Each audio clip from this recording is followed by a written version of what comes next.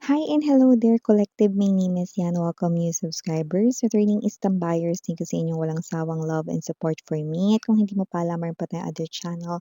Link is down below sa ating description box. If interesado, ay click lamang yung link na yan para kayo mapunta there. At araw-araw ay nag-upload po tayo ng collective readings for all signs doon. At yun nga lahat ng gender dito. So, bahay, lalaki, LGBT, lahat ay welcome. Pwede rin pong i-switch yung mga roles dahil possible talaga magkapalit-palit po yarn kasi general reading ito, no? But in this reading, no, okay, ipi-fix natin yung energy, okay? Ba't ano bang meron dyan, Miss Yan, no? Okay? So, dito, no, hindi pwedeng magkapalit, okay, ang inyong energy, okay? Ito ay titingnan natin, no?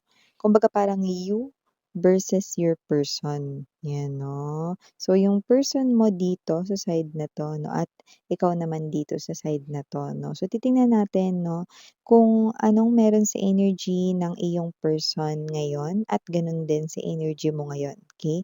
We're getting the real time energies 'no. So, we're getting 'no, messages 'no, in the present moment and sa future energies. So shall we begin? Okay, wala tayong gender dito, babae, lalaki, LGBT, everybody welcome. Just take only what resonates. You also have your free will, like malaya ninyong gamitin yan anytime, anywhere. So Archangel Michael, thank you so much, angel guides. Can we get messages right here in real time, in the present moment, and as well as for the future predictions for my collected people? Can you please show me their real-time energies? The present energies of my collective people resonating in this reading, and also the person that they're dealing with. Real time energies. Can you please show me?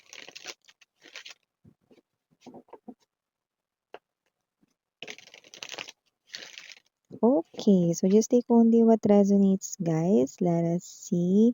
Okay. Dito ay ang sa person mo, ikaw dito. Okay. So, ito yung sa person mo. Meron siyang judgment. Okay, meron siya ritong 9 of Swords energy. 2 of Wands. Tower. Sun energy. 8 of Wands. At ikaw naman dito sa side na to, meron kang 2 of Coins. We also have here Wheel of Fortune para sa'yo. Page of Swords. Strength energy. The Ace of Swords. Okay. The Knight of Swords. Bottom of the deck, we have here the Knight of Coins energy. Yan o. Para sa future energy. So yeah, we have here this Four of Wands. Okay. So yeah.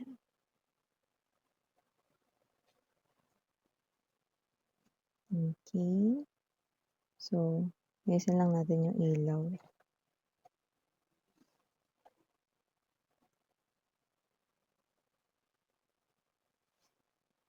Okay. Good. Ito sa person mo, ito sa'yo ha. So, nakita ko dito ng energy, okay? Sa person mo, okay? Ang situation na to ay umiikot lang sa inyo, okay? So, ibig sabihin kung ano yung nakuha natin dito, yan yung thoughts about you, possible plans sa inyo ng inyong person right in here, no? At kayo ganun din, okay? Ito ay kumbaga parang energy ninyo dito sa loob ng inyong connection. Okay? I do feel like that this person, you're separated with him or her. Actually, you're not in contact with this person. You're not talking, no? Yung iba naman, siguro nag-uusap kayo, no? Like, less talk. 0 to less talk. Yan yung nakikita natin dito, no? But for a lot of you, okay, hindi kayo nag-uusap. Okay? Your person right now is having a hard time with the judgment and the tower. Sabi ko nga sa inyo kung matagal na kayo sa channel na 'to, wag lang talaga magtabi rito yung judgment at justice or ang judgment at tower or tower at justice. Pero tingnan mo nagtabi sa person mo, tignan mo naman 'yan. Oh, kaya naman with this major arcanas 'no, ito ay posibleng nakaka-experience ang person mo ng mga hindi magagandang bagay 'no, or situations ngayon na kanyang kinakaharap. 'Yan 'no. So, nakikita natin dito may pag-usig ng konsensya rito 'no, and at the same time may mga pagbabalik ng mga ala-ala mo rito sa kanya 'no. Nahihirapan siya rito as in makapag-focus sa mga ginagawa niya araw-araw with the Nine of Swords energy at, mataas din ang posibilidad na hindi ito nakakapagpahinga at nakatutulog ng maayos. Gawa ng hindi nga rin siya rito mapakali 'no, dahil hinihintay niya ang mensahe mo. Two of Wands energy, Eight of Wands right in here 'no. Kung hindi pa 'to nagpapadala ng message sa inyo, magpapadala ito ng mensahe at mag-iintay ito ng inyong sagot 'no. Like nakikita natin siya rito 'no, na mukhang makalipas na ang ilang mga araw 'no, hindi pa rin kayo nagre-reply. So, waiting pa rin siya rito, 'yan 'no. May load man kayo o wala, may wifi man kayo o hindi kayo naka-wifi.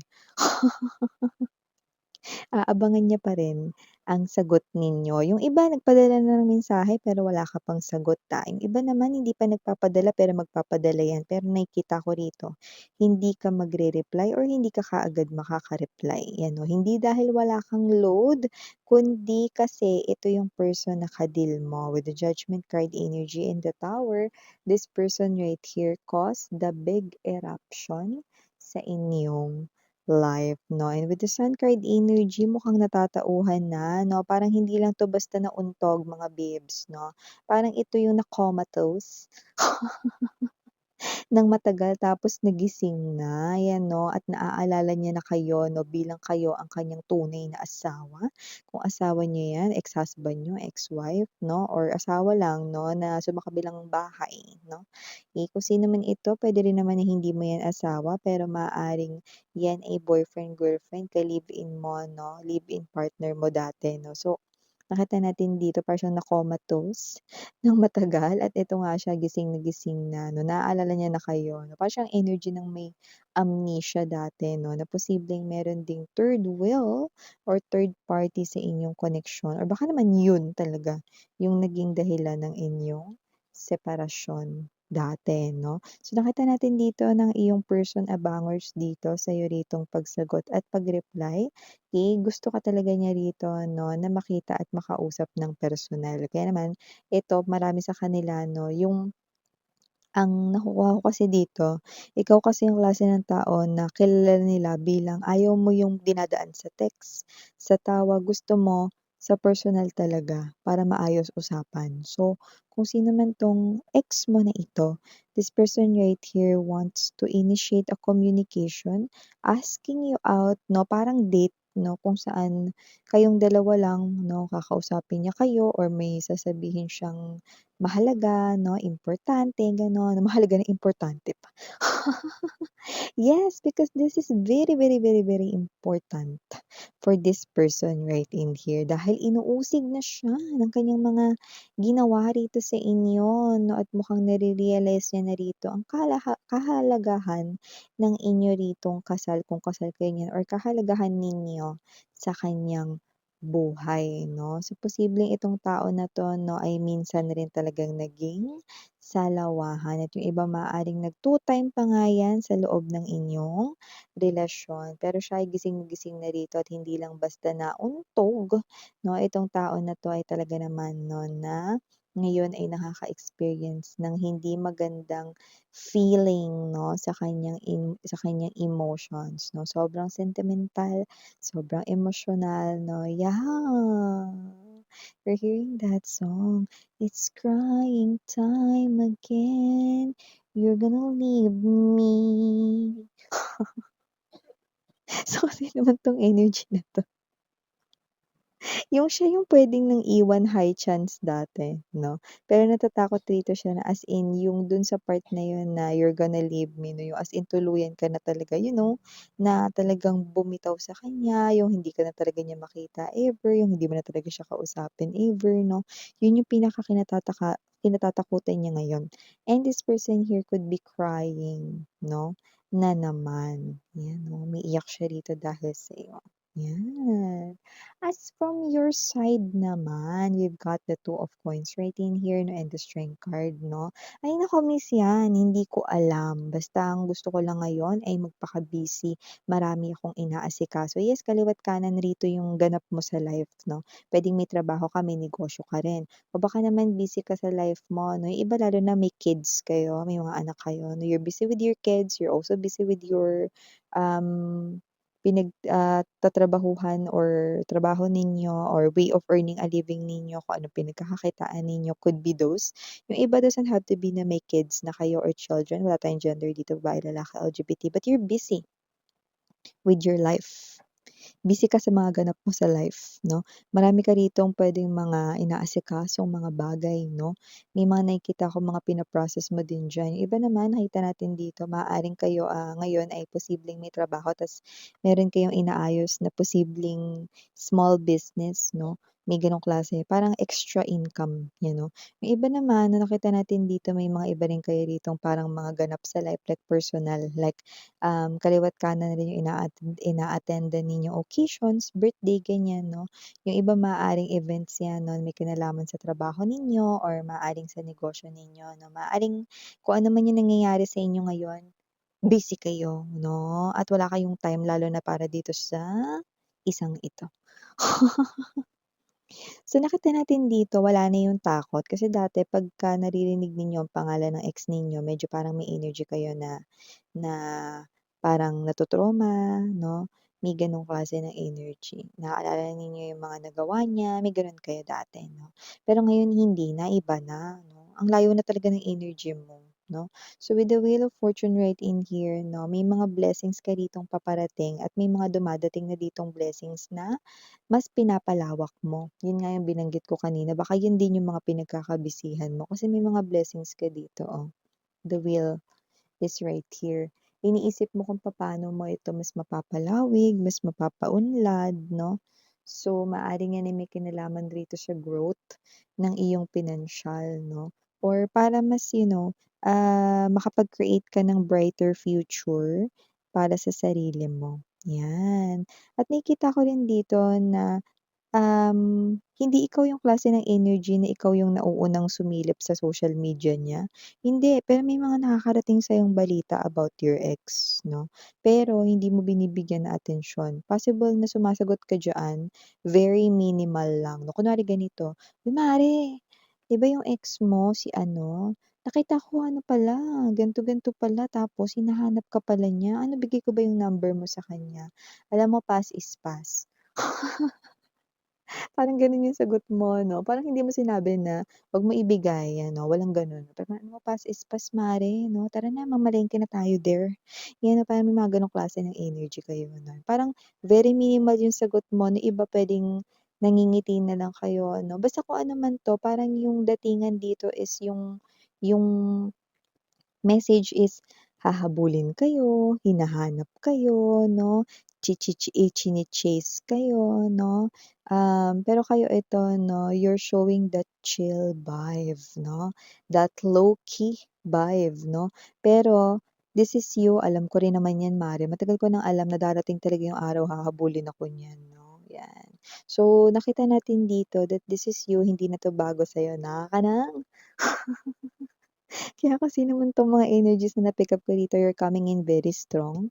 You're more confident right now 'no, and yeah, I'm seeing someone here 'no, hindi naman sa mahilig kayo sa accessories, pero maaaring meron kayong sinusuot na bagay na lagi niyong sinusuot 'yan 'no. Kunwari you always make sure that you always wear your watch 'no, lagi kayo may suot na relo.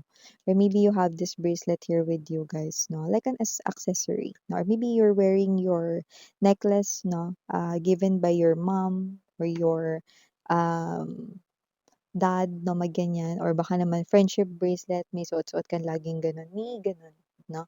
So, I do not really pick up yung as in stackables na yung sunod-sunod na yung bracelet niyo diyan. Wala namang gano'n 'no, pero meron kayo ditong parang may value yung sinusuot ninyo. Iba naman doesn't have to be.